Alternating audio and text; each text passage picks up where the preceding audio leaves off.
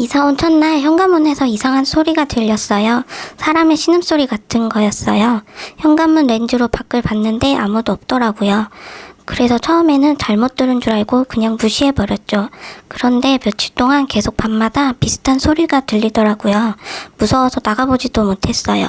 도저히 안 되겠다 싶어서 4일째 되는 날 관리실에서 CCTV 확인을 해봤더니 예전 남친이었어요.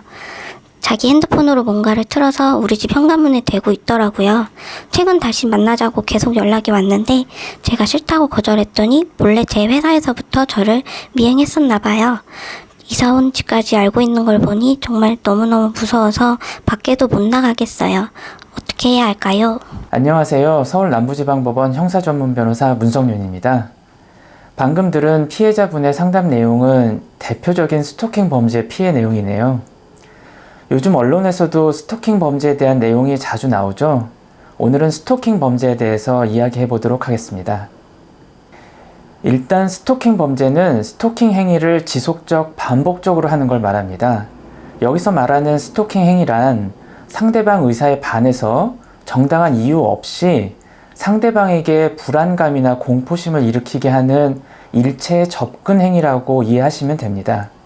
그래서 말 그대로 그 상대방에게 직접 접근하거나 상대방을 따라다니는 행위가 대표적인 거죠. 당연히 상대방을 기다리거나 지켜보는 것도 포함되고요. 이렇게 물리적인 것뿐만 아니라 SNS, 이메일, 카톡 등을 통해서 상대방에게 메시지나 영상, 댓글 등을 보내는 것도 스토킹 행위에 해당합니다.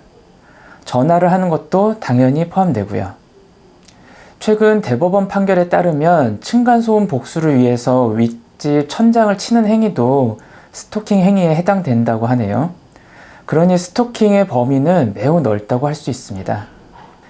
스토킹 범죄는 3년 이하의 징역 또는 3천만 원 이하의 벌금에 처해지게 됩니다.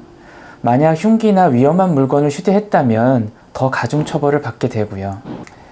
요즘 추세는 스토킹 범죄에 대하여 점점 중하게 처벌을 하고 있습니다. 그래서 징역형이 선고되어 구속되는 경우도 꽤 있습니다. 스토킹 범죄의 경우 수사 과정에서 특별한 조치들을 취할 수 있습니다.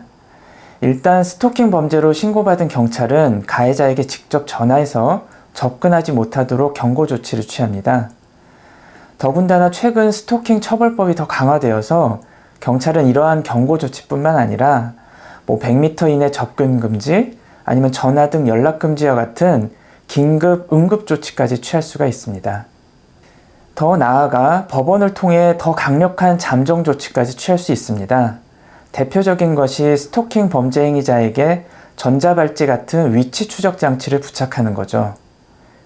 이러한 경찰의 긴급 응급 조치나 법원의 잠정 조치를 위반하면 그 위반죄까지 추가되기 때문에 더 중하게 처벌받게 됩니다. 그리고 스토킹 범죄에 대해서는 피해자 신변 보호 조치도 받을 수가 있습니다. 그리고 스토킹 행위자에 대해서는 접근 금지 가처분 등 민사 절차까지 진행을 해서 이를 위반했을 때마다 상당한 금액의 배상을 하게 해서 그 행위를 간접적으로 중단시키는 효과를 가져올 수도 있습니다.